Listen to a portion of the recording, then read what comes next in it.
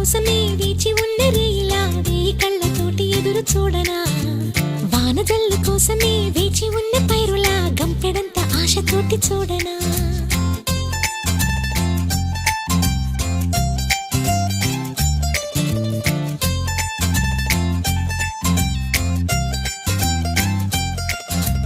జోల పాట కోసం